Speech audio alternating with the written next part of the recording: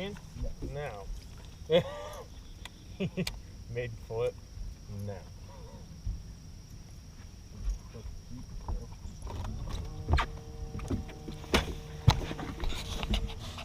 Oh, geez. Yeah. Hold it down a little lower if you want. Yeah.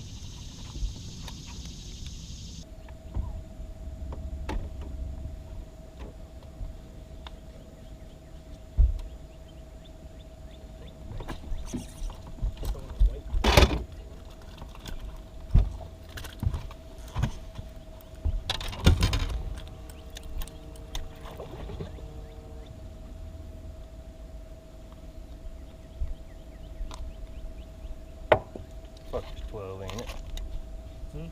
This is 12, ain't it? Freaking spiked the hell out of me.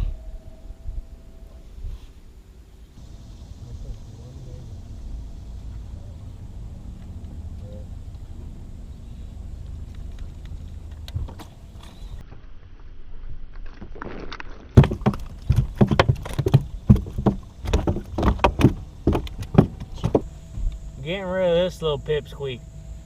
Good, we're getting rid of him though. I don't even know what time it is. It's 12:30, and I don't know what her weight is. I haven't even thought about it, but we need to upgrade a couple more times still.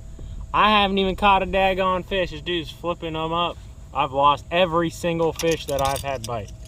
I had a 4-pounder hit my frog earlier. I had a good one punching, and I just clean missed it. He missed 2 good ones punching too. Like, we could have a pretty big bag right now, but that's how it goes fishing Indian Lake this time of year, especially in the thick stuff we're fishing. Don't always get them all.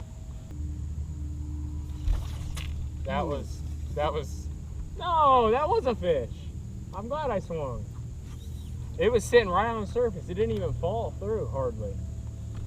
It went through and stopped, and I pulled it up and it was hard, and I was like, all right, I'm gonna swing.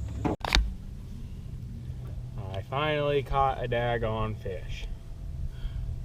Finally. I'll show you what it's gonna call out. Well, I'm soaked now. That's what you get when you got a live well that has a side with little ones. But it was probably, what, a 1/4 pound? Probably a 1/4 pound upgrade.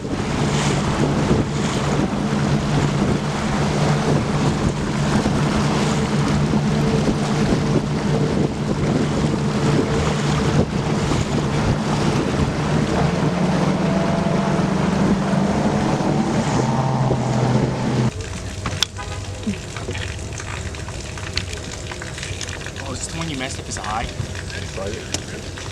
Yeah, it's not. It's that eye's toast. How much water's in there? Huh? How much water's in there? Not a whole bunch. You may turn it off.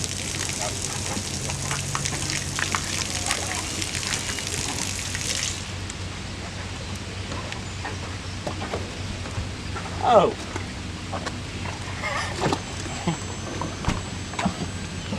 Come on, let's see the meat.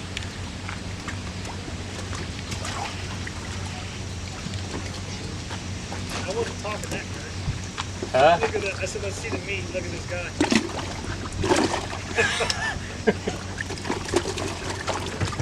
Okay. This thing's over 3, I think. This is 100 pounds.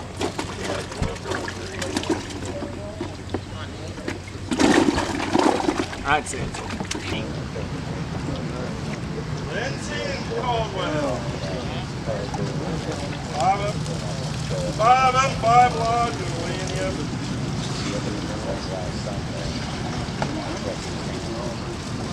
Gonna weigh one for big bass. I think it should be over 2.7.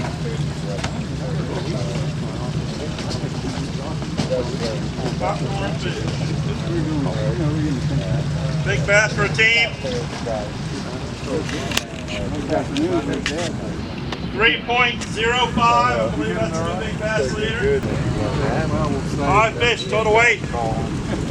pay a membership. No, you're gonna scoop 9.15. Alright guys, I just realized that I never really did an outro to that video. I just videotaped the weigh-ins, I didn't really talk about it. So I'm going to explain on how the day went and kind of how we could have did better and how it all just turned out. So it started out right in the morning. I didn't even have my camera on yet. I had one hit a frog twice and I didn't get it. It didn't even like eat the frog at all.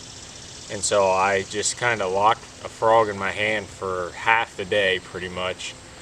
And I pretty much threw away half the day because I did that. I figured I could get one big bite, which I ended up getting that big bite, but it completely missed my frog. I didn't have my camera out facing that at that time. It was probably 3.5 to 4, and it blew up through a mat, like made my frog completely just left it sitting there, and the whole fish came out of the water, and it was a 3.5 to 4. And when I had that happen, I was like, well shoot, if I can keep getting big bites throughout the day on the frog, I'm just gonna throw a frog. So I threw it until pretty much like 12:30 to 1, and I didn't have another bite on it the whole day. And so after that I started to punch, and I don't punch like that scenario a whole bunch. I can punch pads and like flip pads and stuff, but I haven't fully punched thick grass like that before. And my partner does all the time, and he's really good at it. And he showed me, I missed 2, and they were both decent ones, and I missed them both. So he asked me if I used a Palomar or a Snell knot, and I had always just used a Palomar knot, and I never had a problem with it.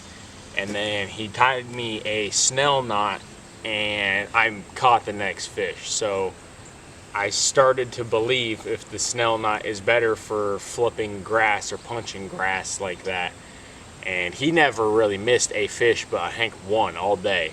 And it was a good one, imagine that. But that's just how it goes. How they were eating it is right when you flipped into the grass, they would eat it on the fall, and you wouldn't feel it hardly.